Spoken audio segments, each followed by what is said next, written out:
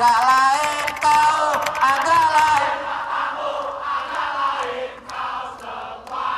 semua.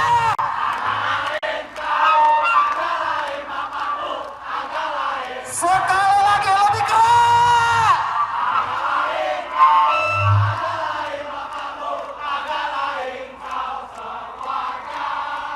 Agak lain kau. Terima kasih semua. Assalamualaikum warahmatullahi wabarakatuh.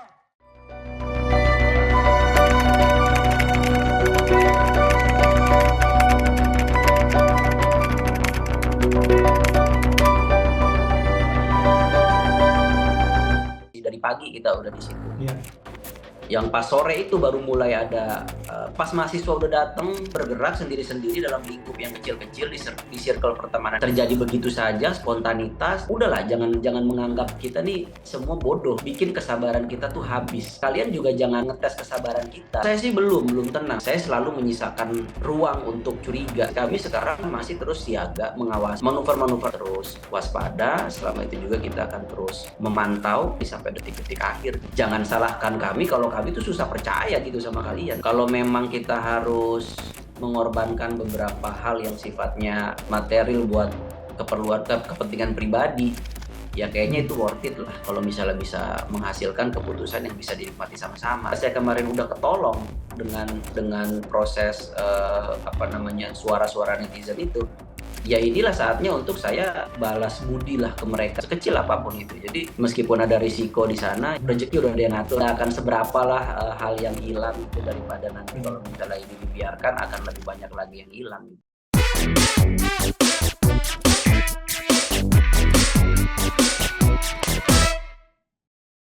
Ketemu lagi di Newsmaker, obrolan hangat one on one bersama saya Surya Perkasa. Sobat Medcom, hari ini anak muda kembali menentukan arah bangsa. Mereka kompak turun ke jalan, menggeruduk gedung wakil rakyat di seluruh kota-kota besar di Indonesia. Mereka menolak revisi Undang-Undang Pilkada oleh DPR. Anak muda tegas mendukung putusan MK tentang Pilkada. Kerennya, mereka yang berdemonstrasi tak lagi hanya mahasiswa. Di antara lautan anak muda yang berorasi ada aktor kondang, bahkan ada barisan komika terdepan di Indonesia. Salah satunya adalah komika yang juga penulis dan sutradara film yang populer, Bang Muhadli Aco, yang saat ini sudah hadir melalui Zoom. Sobat Medcom, saat ini anak muda dan rakyat menang. Pilkada pakai aturan main MK, kita akan cek upaya penjaga konstitusi negara ini dalam mengawal kemenangan konstitusi. Halo Bang Aco, terima kasih waktunya udah bergabung dengan kita, Bang. Halo Mas Surya, selamat siang. Terima kasih juga udah undang. Ya, Bang Aco, ini kan saya bisa membayangkan alasan Bang Aco turun ke jalan, turun ke DPR ya, bukan turun ke jalan pada saat itu ya. Sebab saya tahu Bang Aco itu kan komika yang peduli isu-isu politik ya, materi stand up Bang Aco kan banyak yang bernuansa politik juga.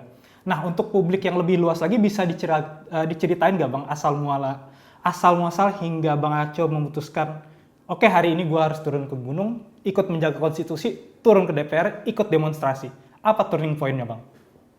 Ya sebetulnya kan teman-teman dari stand up juga ini bukan pertama kalinya juga kita turun ke jalan ya. Waktu reformasi di korupsi juga teman-teman dari stand up Indo juga beberapa ada yang memang sudah turun. Cuman dengan alasan satu dan lain hal, masalah kesibukan atau lagi nggak di Jakarta, jadi nggak semuanya mungkin bisa ikut. Nah kebetulan kemarin itu memang isunya udah sesuatu yang menurut saya sih udah besar banget ya, karena ini udah ranahnya konstitusi gitu, dan kita ngerasa ini kayaknya kok masyarakat nih kayak seperti dilihatnya kok bodoh banget gitu, kayak pengen dicekokin segala macam manuver-manuver politik yang seolah-olah kita tuh ya akan tinggal diam gitu ngelihatnya.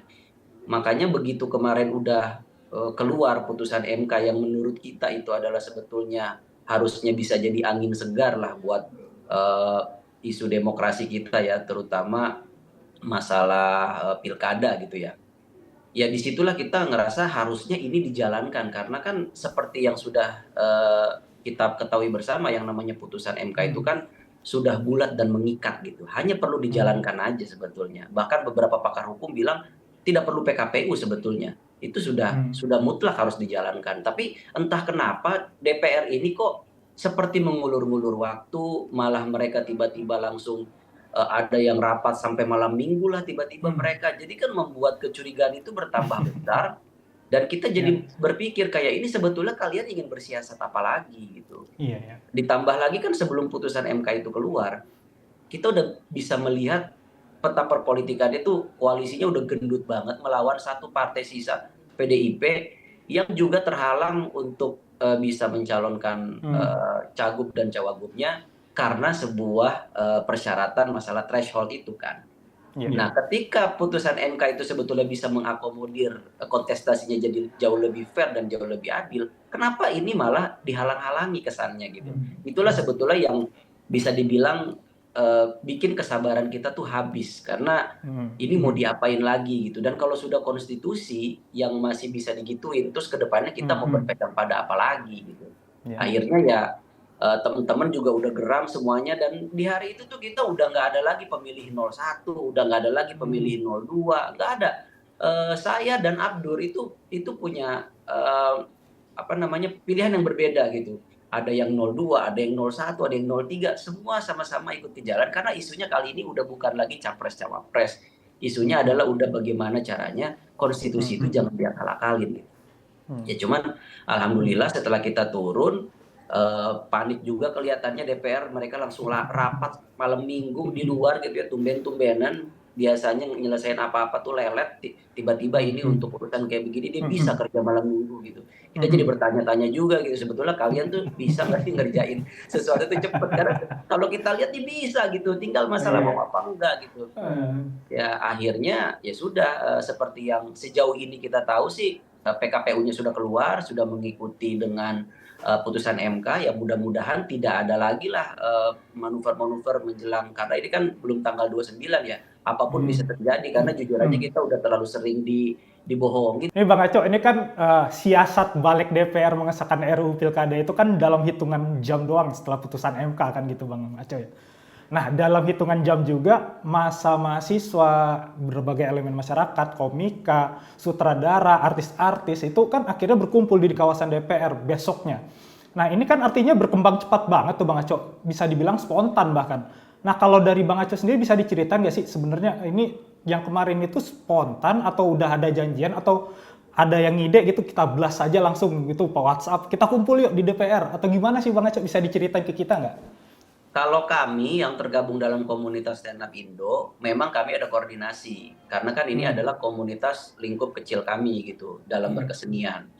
Tapi kalau yang kayak ada Bang Joko Anwar juga di sana, ada Reza Rahadian juga yang tiba-tiba datang, kita sama sekali nggak tahu itu sebetulnya.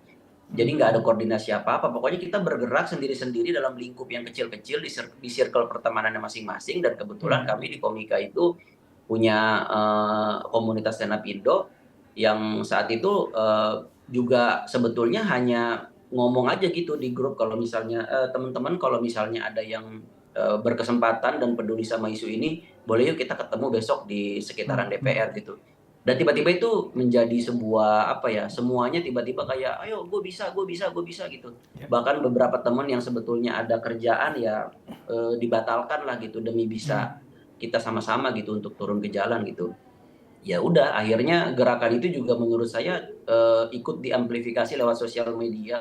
Ada beberapa tagar juga yang on terus sampai hari ini gitu, yang membuat kita juga kayaknya ngerasa ya memang udah saatnya lah kita turun mengawal sama-sama gitu, karena ini udah jadi tanggung jawab moral kita sebagai warga negara untuk mengawal konstitusi. Jadi ya sudah, terjadi begitu saja spontanitas dan ketemu di lapangan. Ya seneng gitu karena ternyata teman-teman ini yang selama ini diem juga pada akhirnya bisa kok peduli ketika hajat hidup orang banyaknya udah mulai diusik. Bang Aco, ini ada yang menarik ini pas demo kemarin kan, pas sampai di DPR ada waktu di mana para komika berorasi, ada juga komika menyanyi agak lain nih dari film Bang Aco nih. Ini perasaan Bang Aco waktu itu pertama di lokasi gimana, tiba-tiba kok langsung kayak gitu berubahnya?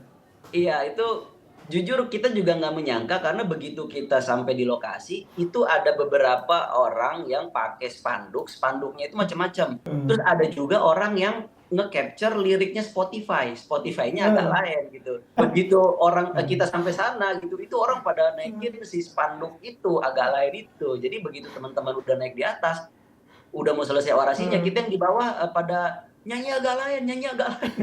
Akhirnya semuanya nyari nyanyi agak lain gitu. Ya sebetulnya kita juga nggak tahu ya karena liriknya kebetulan aja Iya. bisa gitu Iya. diselaraskan dengan kondisi yang terkini gitu. Jadi ya bisa jadi intermezzo juga lah di tengah teriknya cuaca waktu itu kita demo, jadi aksi damai yang menyenangkan lah saat itu. Bang Aco, ini kan tapi kan di publik ya ini berkembangnya ada kedatangan Bang Aco dan teman-teman komika yang datang ke DPR. Akhirnya ada yang dibanding-bandingkan gitu nih Bang Aco. Ada yang komika yang datang ke DPR dan peduli katanya begitu. Terus ada komika yang nggak mau datang gitu. Ini komentar Bang Aco sendiri gimana sih menurut pendapat-pendapat yang begini nih? Ya kalau saya sih sebetulnya dalam kondisi kayak gini saya nggak mau nyari musuh gitu, maksudnya bisa aja mereka memang sibuk gitu, bisa aja mereka memang takut karena ya kita nggak bisa paksa orang karena kita sama-sama tahu kalau kita udah turun ke jalan dalam aksi begitu selalu saja ada kemungkinan yang bisa mencelakai diri kita gitu. Jadi buat orang yang nggak biasa turun ke jalan, buat saya itu memang hal yang menakutkan gitu. Jadi saya sering bilang ke teman-teman minimal kita tuh harus berisik di sosial media, minimal effort minimal banget karena kalian tuh punya influence, kalian tuh punya follower, kalian tuh didengar. Jadi kalau misalnya memang takut melibatkan fisik di lokasi, ya sudah bersuaralah keras gitu di sosial media setidaknya supaya orang tahu kita tuh berpihak di mana gitu, kita tuh berdiri di sisi mana gitu. Itu lebih penting menurut saya ketimbang harus hadir atau enggak gitu. Cuman kan ya namanya situasi gitu ya, orang ada aja lah membentur-benturkan gitu.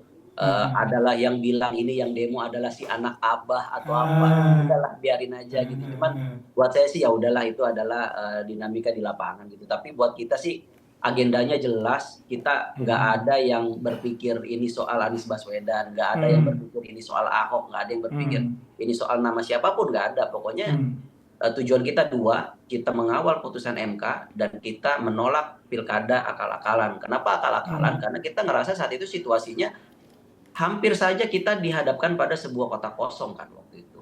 Memang ada calon independen, tapi kan calon independen ini juga sampai saat ini kan masih problematik karena masih tersangkut dugaan penyalahgunaan KTP warga DKI gitu. Yang kita nggak tahu juga dia siapa, kapan persiapannya, kok tiba-tiba udah lolos seleksi di KPU dan dinyatakan sudah mengumpulkan 600.000 KTP dan dikomplain banyak orang ya buat kita ini problematik gitu. Karena kita tahu Pak Ahok dulu juga masuk jalur independen, kita tahu prosesnya seperti apa sampai di mall-mall dia ada teman Ahok apa segala macam dan itu tidak susah dan itu tidak sampai selesai juga waktu itu karena keburu ikut dengan PDIP gitu. Jadi buat saya kayak udahlah jangan menganggap kita nih semua bodoh gitu, enggak semuanya kita tuh paham gitu.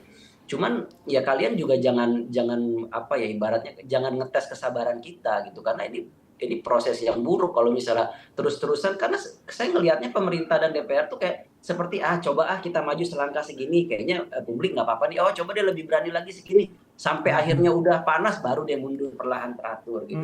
Ya masa sih untuk mendapatkan keadilan hak-hak kita aja kita harus melakukan aksi-aksi kayak gitu kan nggak sehat jadinya. Iya. Ya malah kayaknya mulai DPR mulai ngambil kerjaannya komika nih Bang ya main-main tepi jurang juga semuanya nih kayaknya. Ya gimana ya kita juga terjebak sama keadaan gitu kan. Kalau kitanya nggak vokal gitu ya akan selamanya seperti itu gitu.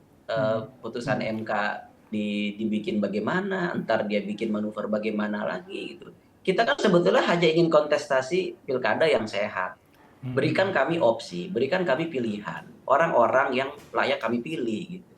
Jangan dibikin sebuah sistem yang tidak memungkinkan partai-partai atau calon-calon lain itu untuk diusungkan hanya karena ada ambang batas yang menurut saya juga itu terlalu besar gitu. Dan menurut saya MK sudah bagus gitu dalam mengabulkan putusan judicial review itu yang sebetulnya kalau saya lihat ya itu niatnya MK ingin menyamakan effortnya antara partai yang tidak cukup suara dengan calon independen gitu ya yang ambang batasnya tuh nggak sampai 20%. Jadi ketika angka kalau nggak salah 7,5% apa udah bisa gitu kemarin untuk bisa mencalonkan ya buat saya itu kabar baik ya. Oke Bang Aco, ini kan kemarin di DPR orasi-orasi dari komika juga elemen-elemen sutradara, artis banyak gitu elemen-elemen yang orasinya keras kritik ke DPR lah. bisa dibilang begitu. Tapi DPR kan sampai sore belum bersikap, sampai akhir pagar DPR tuh ditarik-tarik sampai roboh. Situasinya itu kan kayaknya udah mulai panas. Waktu itu sempat nggak kepikiran Bang Aco, wah demo bakalan tambah keras ini, perjuangan kita tambah lama ini, bisa berhari-hari ini. Pernah ada kepikiran kayak gitu nggak? Iya, sebetulnya ketika mulai ada gelagat dari DPR itu untuk seolah-olah kita melihat itu kayak mengulur-ngulur atau ingin membuat siasat baru, ya di situ kita mulai merasa gitu, ini kalau kayak begini terus, ini lama-lama gerakannya akan semakin besar dan akan semakin mengusik gitu jadinya ke masyarakat gitu, dan nggak menutup kemungkinan di kota-kota lain akan bisa melakukan aksi serupa gitu. Dan itu terbukti ternyata di beberapa kota juga, saya belakangan baru tahu itu juga terjadi aksi-aksi yang serupa di beberapa kota gitu, dan bahkan beberapa yang lebih chaos daripada di Jakarta gitu. Sebetulnya yang pas saya itu lumayan masih tertib kok, belum ada tarik-tarikan pagar apa segala macam, itu masih lumayan kondusif lah, karena kan kami tuh yang paling pertama waktu itu masih dari pagi kita udah di situ. Iya. Yang pas sore itu baru mulai ada, pas mahasiswa udah datang dan udah makin rame, di situ baru. Kalau yang pas saya itu, saya bisa merhatiin kayaknya ya itu masih kelas pekerja, jadi kayak orang-orang yang mungkin mau ke kantor tapi menyempatkan diri dulu untuk mampir gitu. Iya, karena saya bisa lihat bajunya tuh kayak baju ngantor, tapi dia emang udah siapin 1-2 jam gitu untuk ikut aksi, habis itu mereka jalan ke kantor gitu. Karena mereka nggak pakai alma mater, nggak pakai atribut apa-apa, dan mereka datang dalam jumlah-jumlah yang kecil. Kadang ada yang cuma berdua, ada yang bertiga, ada yang sendiri, bahkan saya ngeliat itu. Jadi memang ini udah bentuk aksi yang menurut saya udah mengusik banyak pihak, dan mereka akhirnya tergerak, dan saya sih seneng ngelihatnya gitu, karena akhirnya mereka berbondong-bondong turun ke jalan karena untuk menunjukkan kepeduliannya gitu. Bang Aco, ini kan tapi ternyata akhirnya demonya nggak berlangsung lama dan akhirnya berhasil kan. Padahal demo besar di Indonesia biasanya itu berhari-hari baru ada efeknya dan sering juga gagal. Menyangka nggak Bang, ini dalam hitungan jam tujuan demo akhirnya bisa tercapai pada saat itu? Waktu itu sih memang kita mikirnya nggak tahu akan secepat apa, cuman target kita adalah sebelum tanggal 29 ya, itu tuh harus udah ada keputusannya gitu. Dan ketika DPR kita tahu melakukan rapat-rapat susulan gitu di luar kantor gitu, dan malam-malam di hari weekend juga, itu sebetulnya menurut saya yang bikin jadi orang tuh kesel lagi gitu, kayak kenapa kalian tuh mau ngapain lagi sih gitu. Itu tuh yang bikin kita kayak apa ya, jadi ya namanya orang udah sering dikecewakan gimana ya, saya bisa paham sih kenapa orang tuh punya trust issue yang besar gitu, karena yang namanya rasa percaya itu kan nggak bisa disuruh tapi harus diraih gitu. Ya jujur aja pemerintah dan DPR belum mampu meraih simpati itu dari masyarakat, belum mampu meraih rasa trust itu. Jadi ya jangan salahkan kami kalau kami tuh susah percaya gitu sama kalian gitu. Kalian ngapain pun sebelum ada hitam di atas putih, sebelum keluar PKPU ya kita nggak akan berhenti gitu. Itulah yang terjadi gitu. Bahkan sekarang PKPU keluar pun orang masih terus karena mungkin udah jadi nyambung dengan isu-isu yang lain, ada kekerasan aparat. Itu kan juga bikin orang jadi kayak apa ya, bikin konflik horizontal baru lagi gitu. Itu yang sangat disayangkan sebetulnya. Bang Aco, ini kan DPR memang sebagai lembaga tertinggi legislasi negara ya, belum secara resmi membatalkan revisi Undang-Undang Pilkada. Kan ini bahasanya cuma ditunda doang nih. Tapi kan pimpinan DPR menegaskan DPR nggak bakalan kok katanya menggelar paripurna mengesahkan RUU Pilkada secara tiba-tiba. Nah, proses Pilkada kan kita bisa melihat sudah banyak yang mulai mendaftar calon-calon dan terlihat aman aja. Nah, pendaftaran Pilkada kan sudah berlangsung sesuai putusan MK. DPR kan juga sudah mengakui PKPU gitu ya Bang Aco ya. Nah, Bang Aco sendiri kan sempat bilang tadi nih, kita kan nggak tahu sampai apa nih, sampai tanggal 29 nanti.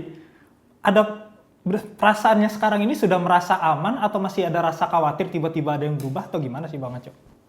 Kalau saya sih belum tenang, karena kalau saya baca situasinya kan masih bisa ada jalan gitu. Waktu Omnibus Law disahkan tengah malam pun itu juga kan hal yang menurut saya nekat gitu, dan bisa terjadi gitu. Jadi kayak apa ya, susah untuk bilang nggak mungkin tuh sebelum kejadian tuh susah. Jadi posisi kami sekarang adalah masih terus siaga mengawasi semuanya.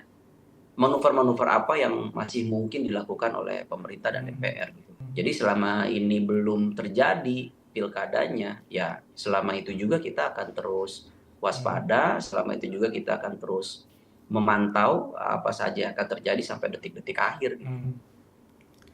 Bang Aco, ini soal kan kita udah bilang tadi bahwa Bang Aco ini kan sebenarnya komika yang sering singgung-singgung isu politik lah gitu.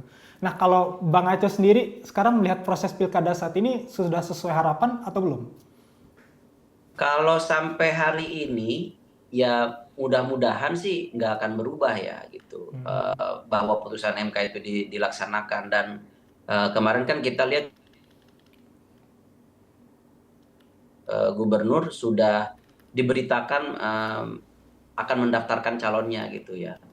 Tapi ya lagi-lagi saya selalu menyisakan ruang untuk curiga gitu. Kalau saja ini masih bisa menjadi sesuatu yang berbeda dari yang kita duga gitu. Harapannya sih akan begini terus sampai pilkada gitu. Karena buat saya udah nggak penting lagi siapa nanti yang akan berkontestasi di sana. Mau apa kemarin katanya ada isunya kan Pak Pramono Anung dengan Bang Rano gitu. Saya nggak masalah siapapun. Yang penting janganlah kayak kemarin gitu, kayak koalisi gendut melawan satu partai yang nggak bisa melawan sehingga kita harus memilih antara satu calon dengan kotak kosong gitu kan. Itu sebuah apa ya, kontestasi pilkada yang tidak sehat dan nggak bagus lah buat iklim demokrasi kita. Bang, ini kan bicara soal penegakan konstitusi ya. Kita kan sebagai negara hukum juga penegakan hukum kan sebenarnya masih terkait banget ya. Nah, ini kan menuju Indonesia yang lebih baik, penegakan konstitusi dan penegakan hukum ini kan sebenarnya penting untuk benar-benar kita pegang teguh. Nah, kita flashback sedikit Bang, di tahun 2017 kan Bang Aco pernah berurusan dengan hukum kan, seperti itu. Nah, peristiwa hukum yang Bang Aco alami di 2017 itu ada membentuk pandangan politik Bang Aco saat ini nggak sih? Atau seperti apa sih Indonesia yang adil dan makmur di mata Bang Aco gitu?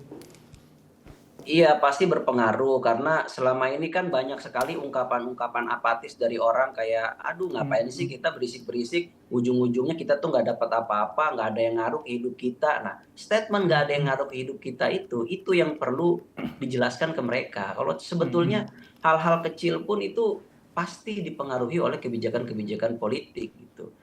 Makanya kita tuh di sosial media sebetulnya semacam memberikan apa ya, pandangan kalau misalnya betapa kebijakan politik itu bisa mempengaruhi hidup kita dalam hal sekecil apapun gitu. Kebetulan kemarin saya punya urusan sengketa dengan sebuah unit apartemen gitu ya. Saya suarakan lagi tuh di sosial media. Terus teman-teman juga ada yang juga menyuarakan keresahan-keresahannya yang memberikan bukti bahwa sekecil apapun hal dalam hidupnya, pekerjaannya itu bisa dipengaruhi oleh keputusan-keputusan dan kebijakan politik itu dari pemerintah. Makanya kita nggak bisa diem aja gitu ketika ada sesuatu yang punya apa ya, unsur ingin menabrak konstitusi atau apapun. Karena kalau kita biarkan ya kedepannya kita udah nggak akan bisa berharap apa-apa lagi gitu dari pemerintah, karena semuanya hanya akan jadi sebuah template yang harus kita telan pahit-pahit gitu tanpa bisa ngapa-ngapain lagi. Nah makanya sebelum itu terjadi ya jangan sampai gitu. Karena kalau saya jujur aja saya lebih suka ngelihat DPR tuh berantem daripada akur. Karena kalau misalnya berantem itu kan berarti ada sesuatu yang sedang diperjuangkan dan ada satu yang berusaha melakukan control and balance gitu. Tapi kalau misalnya semuanya udah duduk manis-manis ketawa-tawa bareng, nah ini justru ada yang salah gini. Jadi saya ngelihatnya justru DPR yang damai itu bukan sesuatu yang benar di mata saya. Mereka tuh harus ribut terus gitu. Ribut kan dalam artian ya mereka kan representasi dari masyarakat yang majemuk gitu. Harusnya mewakili berbagai kepentingan. Nah, ketika mereka ada oposisi di sana, itu kan jadinya iklim demokrasinya sehat dan apapun hasilnya pasti akan yang terbaik buat masyarakat gitu. Makanya kita menolak keras ketika kemarin harus melawan kotak kosong itu ya. DKJ akan bagaimana ke depannya kalau misalnya akan dikelola dengan DPRD yang seperti itu gitu. Ini terakhir nih Bang Aco, sejak muncul tagar peringatan darurat Indonesia itu kan Bang Aco kan sudah kelihatan banget ya, concern banget dengan penegakan konstitusi. Akhirnya sampai berlanjut turun gunung nih sampai demo di DPR. Ini pertanyaan saya nih untuk Bang Aco dan teman-teman komika, ini nggak khawatir Bang, gara-gara turun ke jalan ini akhirnya malah dampak ke kerjaan? Ya pasti ada kekhawatiran gitu, cuman ya kita nggak punya pilihan sih sebetulnya, nggak ada pilihan gitu. Dan kalau memang kita harus mengorbankan beberapa hal yang sifatnya material buat kepentingan pribadi, ya kayaknya itu worth it lah kalau misalnya bisa menghasilkan keputusan yang bisa dinikmati sama-sama gitu. Karena ya itu mau nggak mau jadi tanggung jawab moral kita sebagai orang-orang yang dinilai punya pengaruh, dinilai bisa didengar suaranya. Ya kalau bukan kita yang berusaha mengedukasi itu, mengajak dan menyerukan semua itu, ya siapa lagi gitu. Nantinya makin lama-lama suara kita nggak akan didengar. Karena saya termasuk orang yang percaya bahwa media sosial itu pasti berpengaruh sekali dalam proses berdemokrasi gitu di zaman sekarang ini ya. Karena apa yang pernah saya alami juga dulu saat berkasus hukum, itu tidak lepas dari peran teman-teman di media sosial. Seandainya saya bukan orang yang punya privilege memiliki pengaruh di sosial media, saya bukan orang yang bekerja di industri entertainment, saya nggak punya circle di industri entertainment, belum tentu saya bisa lolos dari jeratan UU ITE kemarin gitu. Jadi saya ngerasa ketika saya kemarin udah ketolong dengan proses suara-suara netizen itu, ya inilah saatnya untuk saya ibaratnya kayak balas budi lah ke mereka gitu. Kalau misalnya kemarin saya pernah ditolong, ya sekarang dalam bentuk sekecil apapun saya harus ikut bantu nolong juga gitu, sekecil apapun itu. Jadi meskipun ada risiko di sana, ya sudahlah gitu. Rezeki udah dia ngatur. Kita nggak terlalu takut lah soal itu gitu. Karena nggak akan seberapa lah hal yang hilang gitu, daripada nanti kalau misalnya ini dibiarkan akan lebih banyak lagi yang hilang. Baik, terima kasih banyak Bang Aco sudah bergabung dengan kita untuk di acara Newsmaker kali ini. Sampai di sini Newsmaker pekan ini, kita akan ketemu lagi di pekan depan di waktu yang sama dengan narasumber menarik lainnya. Sampai di sini, terima kasih.